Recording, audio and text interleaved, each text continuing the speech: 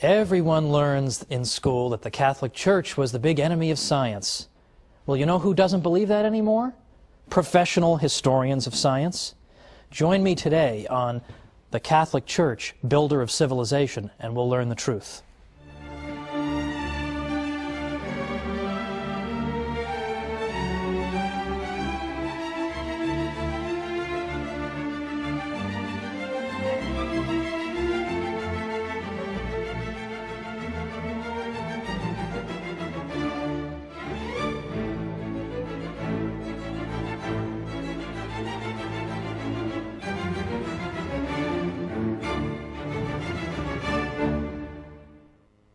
Welcome to the Catholic Church, Builder of Civilization. I'm Thomas Woods. It comes as a surprise, doesn't it, to learn that the Catholic Church may have had a positive role in the development of science, right? Because we're all taught from birth the exact opposite. In school, in the media, in movies, scientists are always brave martyrs against the ignorant church that wants to suppress their findings. Well, you might be excused for this view if you lived 100 years ago, because then the dominant book on the subject was written by a fellow named Andrew Dickson White. I mentioned him in our first program because he wrote a book called A History of the Warfare of Science with Theology in Christendom. This became the defining volume on this subject. But it is full of nonsense. In fact, it turns out that in White's book, you actually read that the Catholic Church taught that the earth was flat. Now, we saw last time there is not the tiniest stitch of evidence for that. But White, anxious to portray the church as silly and backward and ridiculous, simply repeated what other historians had said without bothering to investigate it. That was the quality of his book. Since then, White's book has been so dramatically overturned that you'd think we'd be reading something about it. We'd hear, hey, the Catholic Church, after all, played an important role in the sciences, but instead, we hear only crickets. There's no real anxiety, there's no anxiousness to get to the truth in this matter. I wonder why that is. Well, there are a lot of modern historians who, unlike Professor White, are still alive and who are doing work right now and who have concluded that, in fact, the Church has played at least some kind of positive role, and some scholars even go so far as to say that the Church had certain ideas that were indispensable to the development of science. Well, that's the opposite of what we hear, right? But you have scholars saying this all the time. Thomas Goldstein, Toby Huff, A.C. Crombie, Edward Grant, David Lindbergh, Professor Heilbronn at Berkeley, and many others. So what are they saying? And how dare they say this? Don't they know the Catholic Church is nothing but an oppressor of the geniuses of the world? Well, let's look at some of the claims that these new historians are making. And by the way, they are not all Catholic. Some are Catholic, some aren't Catholic. I've deliberately gone out of my way to consult historians of science who are non-Catholic, some of whom are even anti-Catholic, in order to show that this is for real. This isn't a bunch of Catholics writing some books to make the Church look good. This is the consensus among professionals today. Now, one of the most important principles that the Catholic Church contributed to the development of science comes from a biblical verse that was one of the most frequently quoted in the whole Middle Ages. And that verse is Wisdom 11:21. And that verse tells us that God has ordered all things according to measure, number, and weight. Okay, so that doesn't sound explosive right off the bat, but I promise you it is. God has ordered all things according to measure, number, and weight. What did people take that to mean? They took it to mean that the universe God has created is orderly. It makes sense. It's intelligible to our minds. It's mathematical. It's ordered according to patterns. Measure, number, weight. There is something mathematical about the universe. St. Augustine, for example, said God is like a great geometer. He's a great practitioner of geometry. So for anybody watching who hated geometry, hated math, well, St. Augustine is implicitly rebuking you because, in fact, mathematics is really a language that God uses. in ordering and fashioning this universe that he's given us. So the Christian tradition, through this wisdom verse that was quoted all through the Middle Ages, dramatically amplifies an existing tradition in the West, going back to the 6th century BC and the great pre-Socratic philosopher and mathematician Pythagoras.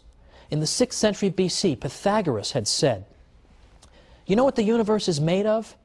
It's not made out of air or water or earth, as some of his contemporaries had said. It's made out of numbers. That's the fundamental constituent of our universe. Not physical stuff, but numbers, math. Math is everywhere. And this Christian tradition, building on Wisdom 11:21, took Pythagoras' obscure insight and in effect developed a whole civilization around it. That's pretty important. And in fact, even scientists who may not have given the matter a second thought lived in a civilization in which the orderliness of the world was taken for granted. So, for example, let's consider the gentleman who drew up for us the first periodic table of the elements, Dmitri Mendeleev. He so believed that the universe was orderly that when he began arranging the elements, and perhaps you've seen the periodic table of the elements, got all the constituent parts of our world, and they're listed according in rows, and then a series of rows creates columns, and he found that elements that were next to each other on the table possessed similar characteristics. Well, then he got to about element number 21, and there was a gap there. He couldn't find an element that should fit there. But he said, the relationships keep working if I skip number 21 and I keep going. But so convinced was he that something had to go there. So convinced was he that God couldn't have given us this universe, or that he couldn't believe we would live in a universe where there'd be a big gap on the periodic table. There had to be something that belonged there. So he predicted, well, someday we'll discover an element that goes there. I mean, what nerve the guy has to say, of course we'll find something to fit into the gap on my chart. But sure enough, what did they find? 10 years later, the element scandium was discovered. Where does it go? It's atomic number 21. So this is a key feature of our civilization. And in fact, the scientific method cannot be pursued unless you believe the universe is orderly. Because what do you do in the scientific method? What's it all about? The scientific method consists of gathering data about the world around you, and then studying that data, looking for patterns, trying to understand it, and then developing hypotheses about the data. Why do I think thus and so is occurring? And then devising experiments to then confirm or disconfirm my various hypotheses. Now, you cannot follow those steps unless you believe the universe is orderly. Because I have to be sure, I have to have a confidence that if I run the same experiment multiple times under the same conditions, I will get the same results.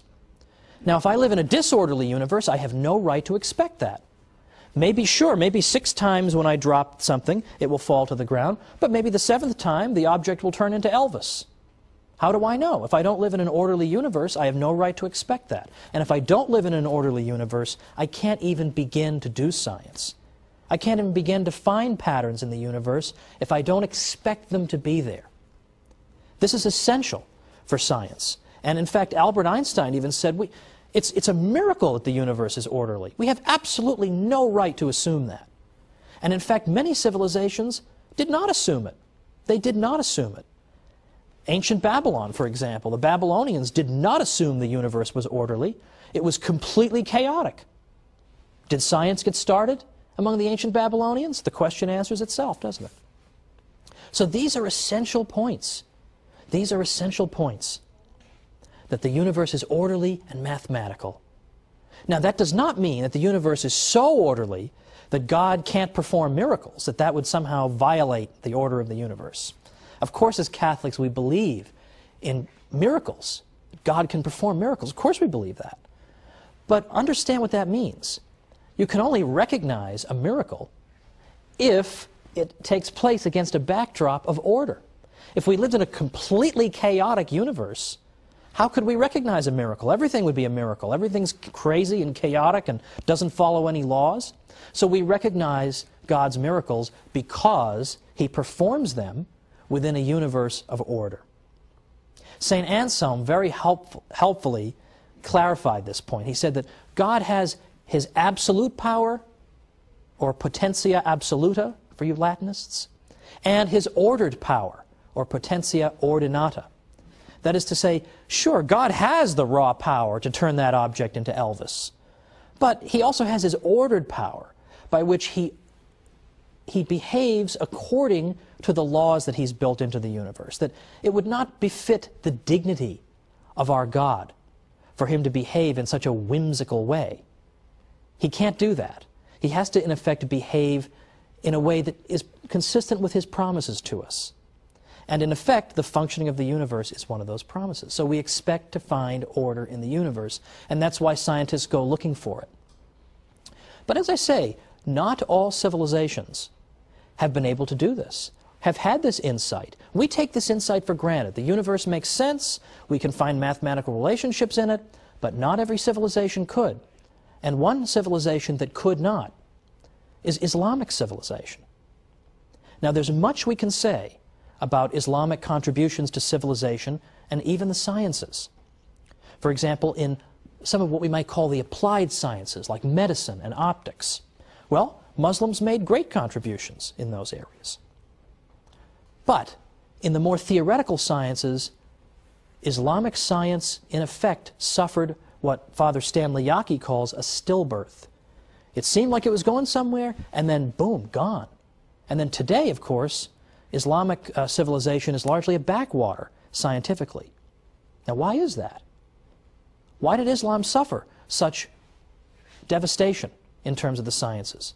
One reason involves this matter of the ability to view the universe as being orderly. Islamic civilization could not do that. Because if you were to say that the universe is ordered according to certain laws that must be observed, that would be an insult to Allah, who may behave as arbitrarily as He wants. What looks like a law to you may just be one of His habits that He can discontinue at any time. Well, we got a break now, but come on back for some more myth-busting about the Church and science.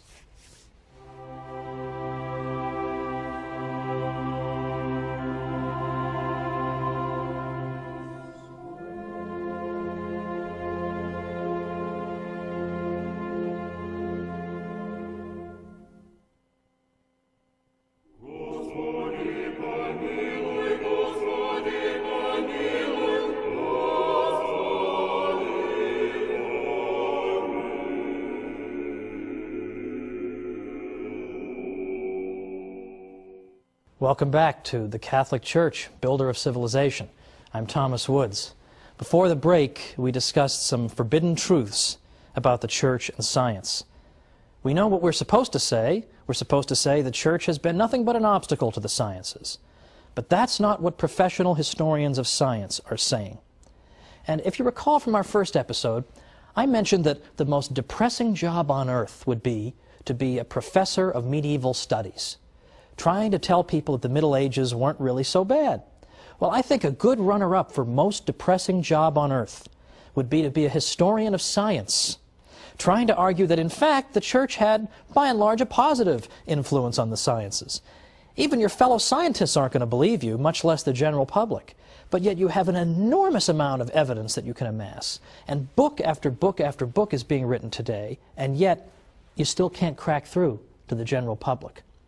One of the reasons I ended up writing a book called How the Catholic Church Built Western Civilization was that I was afraid that all these wonderful studies that professors are doing that are vindicating the Church aren't getting to the general public. People are still being taught the nonsense about the Church as an opponent of science. So now we got to go and study this stuff so we can better defend ourselves. But let me tell you something. Today, if you were taking a course on the history of science, and some universities have that as a separate discipline, if you were taking a course in that, and you said, oh, religion and science have been nothing but enemies over the years, you would be considered to have written, in effect, a fourth-grade term paper. Like, no one would take that seriously anymore. So let's return to our discussion from before the break, when I was saying that the key insight that allows a breakthrough in science in the West is the Catholic view of God as being orderly, a view that is derived principally, though by no means exclusively, through that wisdom verse, 11:21, that God has ordered all things according to measure, number, and weight. And we saw that St. Augustine took that to mean that God was a great geometer, and other Christian thinkers elaborated on it as well. At the cathedral school at Chartres, for example, in France, there was a lot of elaboration on that critical wisdom verse. Now, cathedral school, first of all, what's that? Charlemagne, who was emperor of the West from about 768 to 814, had established that the various cathedrals should have schools set up, attached to them. And these cathedral schools, in some cases, developed into our earliest universities, although we'll discuss that in a future episode. But at the cathedral school at Chartres, those scholars seized upon Wisdom 11:21 and took it to mean that if we want to understand the universe, we must understand it quantitatively. That's a fancy way of saying that if we want to understand the universe, we have to understand it through math. Well, that is actually an extraordinarily modern idea. The cathedral school at Chartres was really at its peak perhaps in the 12th century, and yet it's got this fantastically modern idea that at least at some level the universe can and should be understood mathematically if we want to understand its workings and predict how it will behave in the future. We have to understand it through math. And they interpreted Wisdom 11:21 to mean just that the the is mathematical and we understand it that way. Because the cathedral school at Chartres spread this idea far and wide that the universe is mathematical and should be understood through math, they are increasingly given credit as having helped to launch the scientific revolution centuries before it really began to take place in the 17th century. In addition to that, the scholars at Chartres took for granted that God was orderly and had built natural laws into the world, and that if we want to understand how the world works, we first use our natural reason. And only when our natural reason breaks down do we then say we are faced with a miracle, we're faced with something supernatural, and we refer this to God. But the Chartres scholars were convinced that God has given us our reason for a reason. That we're not cows, we're not aardvarks, we're not ants. We have the ability to think and to draw cause and effect conclusions and relationships. Why would God give us this faculty unless we were meant to use it? And we become true human beings only when we use the unique gift that human beings alone possess, which is reason. So, for example, one scholar at Chartres said, "It is through reason that we are men. For if we turned our backs on the amazing rational beauty of the universe we live in, we should indeed deserve to be driven therefrom, like a guest unappreciative of the house into which he has been received." Another scholar at Chartres said, "I take nothing away from God. He's the author of all things, evil excepted. But the nature with which he endowed his creatures accomplishes a whole scheme of operations, and these too turn to his glory, because it is he who created this very nature." In other words, God created us with a rational nature. So we give him glory when we have recourse to that rational nature. Now that is very much the opposite of what people are told, isn't it, about the Catholic Church? I think most people are under the belief that the Church teaches you that you shouldn't use your human reason, that human reason is in some way phony or something to be despised even. But to the contrary, here we have one of the most accomplished and important schools of the whole Middle Ages telling us that we should use our reason if we want to understand the way the universe works. Now, from that, I return to the point that Chartres emphasized the mathematical nature of the universe, and in doing so, they gave birth to a central modern idea, that if you want to understand physical relationships and how the physical universe operates, you have to explain it mathematically. You have mastered the universe only when you have unlocked its mysteries through the language of mathematics. And that's why Sir Isaac Newton was so impressive to people in the 18th century, when with a single equation he was able to account for all the motion in the universe. that was an extraordinarily elegant explanation of a seemingly complicated problem. All the different kinds of motion could be reduced to one equation. And so in the sense in which we're speaking of, he understood the universe because he was able to take disparate phenomena that are all different kinds of motion, but yet account for them all with one simple, elegant mathematical equation. So he is simply bringing to fruition the mission that the Cathedral School of Chartres gave to the scholars and scientists of the West. Now, another problem that was solved in large part by the Cathedral School at Chartres goes all the way back to the ancient world, all the way back to the world of ancient Greece and Rome. Because as far back as that time, people had believed that the heavenly bodies that you see out there were in fact in some way divine. They must have some kind of divine attributes, or perhaps they even have souls in some way, or they were composed of imperishable matter that operated according to laws different from those of our terrestrial world here on Earth. This was taken for granted for many reasons. For instance, in the ancient world, it was taken for granted that a body at rest tends to stay at rest. But a body in motion can only be in motion if something is forcing it into motion. So in other words, the ancient world took for granted that the natural state of things is to be at rest. Motion needs to be accounted for. And yet they look out in the sky and they see the planets are moving, but there's no big hand pushing them. So what's making them move? They should be at rest. What's making them move?